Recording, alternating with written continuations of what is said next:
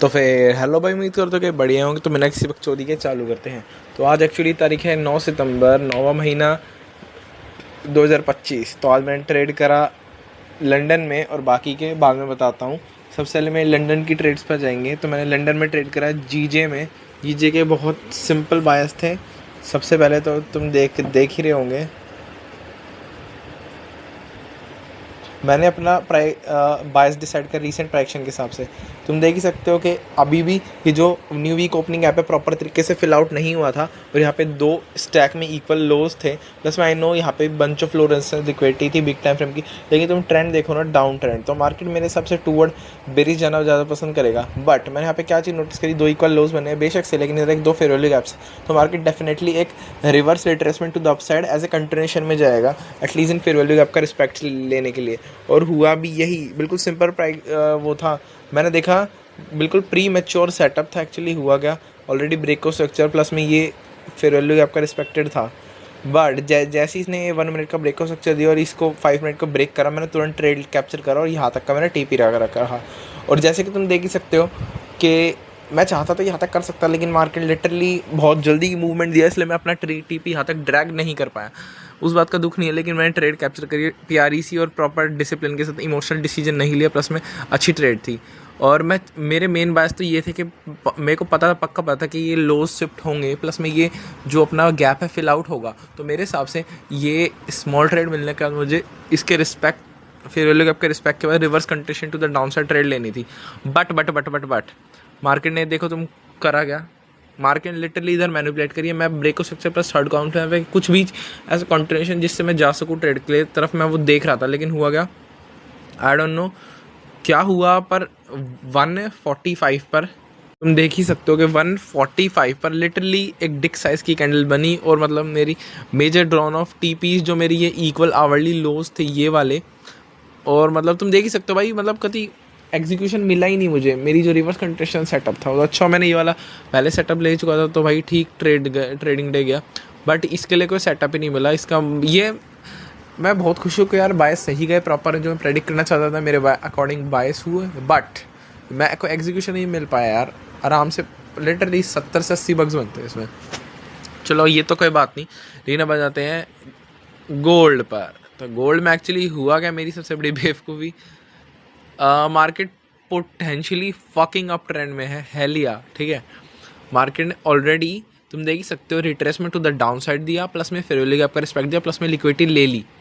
अब मेरे अकॉर्डिंग भाई ये प्यार से रिवर्स कंट्रेशन बनेगा। इधर मार्केट प्रॉपर अप ट्रेंड में है, ऑल टाइम हाई पे है, जस्ट क्लाइम करे जा रही है। लेकिन भाई कुछ bearish some sort of confluence भी, तो जिस बेसिस पे मैं बेरिश जा सकूँ वो मुझे कुछ मिला नहीं। तो फिर मैं बुलिश जाने के लिए ही प्रॉपर तैयार हो चुका हूँ। बट इधर मार्केट ने ब्रेक ऑफ स्ट्रक्चर दिया, प्लस में इस थर्ड कॉन्फ्रेंस है ये फेयर वैल्यू का प्लस ऑर्डर ब्लॉक को प्रॉपर्ली फिल आउट कर लिया। अब मेरी सबसे बड़ी बेवकूफ़ी क्या थी, मैं सोच रहा था कि लिटरली जब ये 1 मिनट का एक कोई ब्रेक ऑफ स्ट्रक्चर आएगा तो मुझे एंट्री कर लेनी चाहिए, तो मुझे एटलीस्ट यहाँ का ही एंट्री कर लेनी चाहिए थी। बट तुम ये ट्रेड देख पा रहे होगे, ये मैंने नहीं ली, जस्ट इमेजिनेशन के लिए लगाई है। पता नहीं क्यों, पर मैं डाउट और फियर और फोमो में था। मे बी फोमो में इसलिए क्योंकि मैं ऑलरेडी एक विनिंग ट्रेड ले चुका हूँ। ये ट्रेड लगाने की ज़रूरत ही क्या है। इधर मेरे टाइम स्टिल रह रहा था, लिटरली तुम अभी देख सकते हो 2:20 हो रहे हैं, तो मेरे भी विलिंग टू स्टिल ट्रेड हूँ। लेकिन मेरे जो पोटेंशियल सेटअप्स है वो ऑलरेडी हेल्ड हो चुके हैं। मुझे लगता नहीं अब इसमें मुझे कोई सेटअप मिलेगा। तो बस तुम देख ही सकते हो ये ट्रेड, मैं पता है सारी चीज़ में डिसाइडेड थी मुझे करना क्या है, कैसे लेनी है। बस रिस्क मैनेजमेंट प्रॉपर कर रखा था मैंने। बस दिक्कत का ही मैं डर गया, मैं फियर ऑफ फोमो, मैं लिटरली फोमो में आ गया कि ये मुझे ट्रेड लेनी चाहिए या नहीं। इधर ये ट्रेड सही है, लेकिन ज़रूरत क्या है, लिटरली ज़रूरत है, बट अभी समझ नहीं आएगा मुझे। इधर मेरे बायस सही गए, ट्रेड नहीं लगा पाया, कोई गम नहीं है, लेकिन बायस सही गए। तो फिर ये ट्रेड थी लंदन की मेरी, ठीक है। तो फिर भाई अब बात आती है कि मैंने न्यूयॉर्क सेशन में कौन सी ट्रेड ली। तो मैं थोड़ा बताना चाहूँगा, हल्का सा कंफ्यूजिंग प्राइक्शन था। सबसे पहले बायस बताता हूँ जीयू के। तो एक्चुअली हुआ क्या,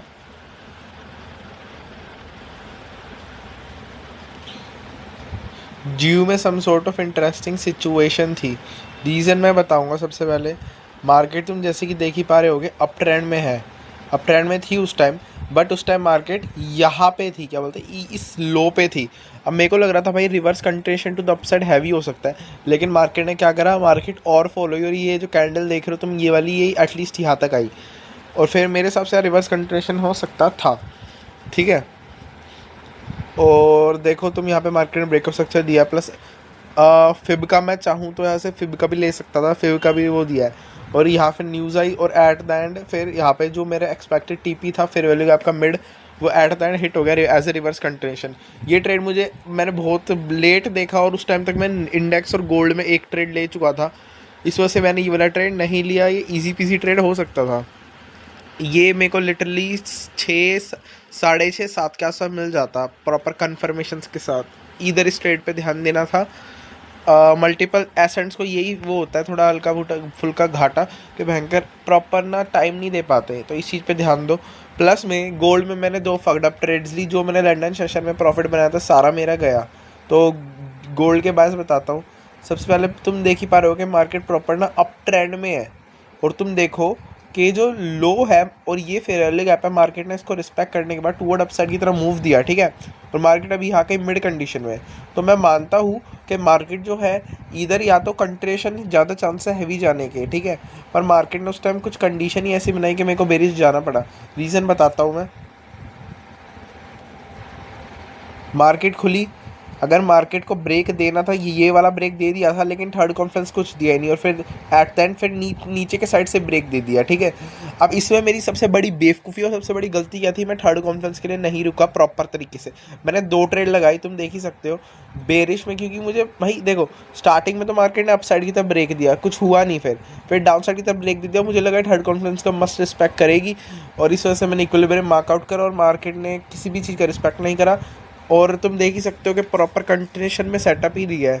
इधर मैं बोलूँगा ये सेटअप भी मैं नहीं पकड़ पाता, क्यों, क्योंकि यार कोई चीज़ ही नहीं है, मतलब समझ रहे हो ना, ब्रेक ही नहीं है, मतलब कुछ ये हो सकता था कि यार इसका ब्रेक होता और फिर इस फेयर वैल्यू कप का इन्वर्स तब मैं यहाँ कहीं पकड़ सकता था, लेकिन इसके अलावा और कोई सेटअप नहीं है, और ये प्योर ऑर्डर फ्लो के बेसिस पे था। बस मेरी यही third Confluence plus buying plus selling pressure पकड़ने में दिक्कत होगी और गड़बड़ होगी, और मार्केट ने मेरा जो सारा लंदन सेशन में प्रॉफिट बनाया था वो सारा गया मेरा, ठीक है। तो ये ट्रेड मैंने बेवकूफ़ी वाली, जिसमें मैंने थर्ड कॉन्फ्लुएंस में London session third Confluence plus buying plus selling pressure का ध्यान नहीं रख पाया। और ये जो न्यूज़ की कैंडल्स है, तो फिर मैंने फिर बाद में ट्रेड करा ही नहीं। फिर बात आ जाती है इंडेक्सेस की। इंडेक्स में भाई बहुत अच्छा प्राइस था, मैं ही हल्का सा डर गया लेने से। रीज़न बताता हूँ क्यों। तो जैसे कि अभी तुम देख ही पा रहे होगे कि ये जो नैस्डैक है ये प्रॉपर है अप ट्रेंड में, ठीक है। अब मार्केट ने ये एसएमटी बनाया है, ये है अपना हाई और एक लोअर हाई, सेम सिचुएशन। एक मिनट, सेम सिचुएशन मार्केट ने इधर एक हाई बन रहा है और एक हायर हाई बन रहा है, तो ये पोटेंशियल एसएमटी हो चुके हैं। तो फिर मैंने क्या देखा, इसमें लैगिंग है नेस्डैक, तो मैं पोटेंशियली बेरिश हो गया। प्लस में इधर ही 5 मिनट के फेयर वैल्यू, इधर ही 5 मिनट के एसएमटी और थे। हुआ क्या, मार्केट ने जस्ट इनको क्लेम कर लिया, इन लोज को, और मार्केट पोटेंशियली है अप ट्रेंड में, लेकिन ये एसएमटी एटलीस्ट फिल आउट करने के लिए, ये और ये एसएमटी फिल आउट करने के एटलीस्ट ये लोज ले रहे थे मार्केट ने, और इवेंचुअली मार्केट ने करा भी वही।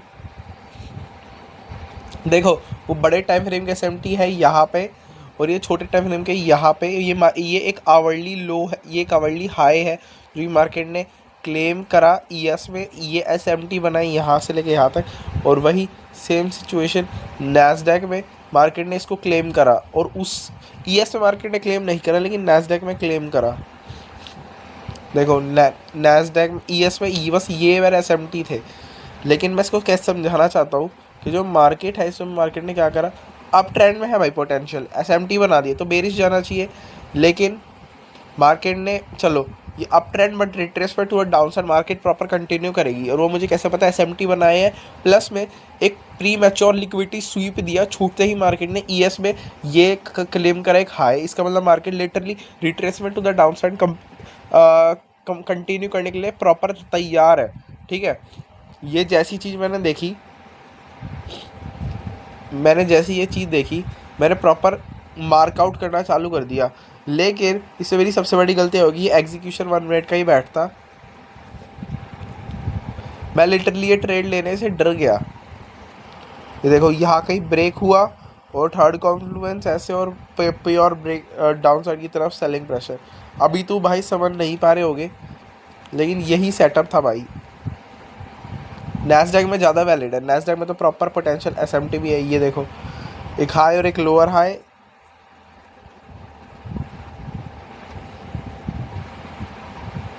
और हाई और एक हायर हाई। तो बहुत, एक तो बड़े टाइम फ्रेम का एसएमटी है, प्लस में यही 5 मिनट के प्री मैच्योर स्वीप है। इसका मतलब ये रिट्रेसमेंट और डाउन साइड कंप्लीट करेगी। 5 मिनट का भी एसएमटी है यहाँ पर, 1 मिनट के भी एसएमटी है।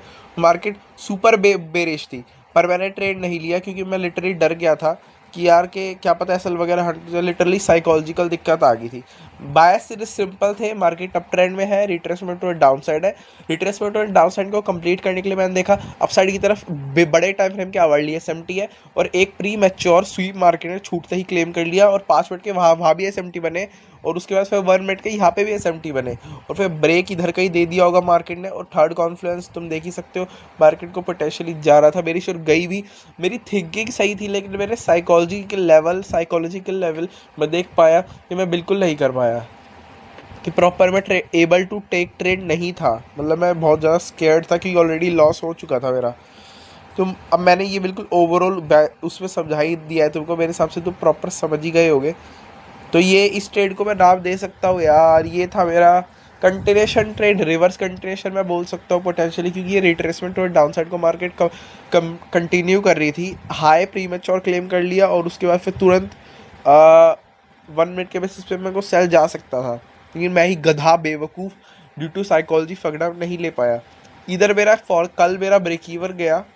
तो यही मेरी ओवरऑल ट्रेड्स थी। स्टिल मुझे काम करना है अपनी साइकोलॉजिकल लेवल पे, और पोटेंशियली यार buying plus selling pressure plus third Confluence का वेट करना है। जब तक 110% कन्फर्म ना हो जाओ ऑर्डर फ्लो के बेसिस पे लेने पे, तब तक मत लो भयंकर। ठीक है, तो फिर आज की वीडियो यही ख़त्म होती है। पीस।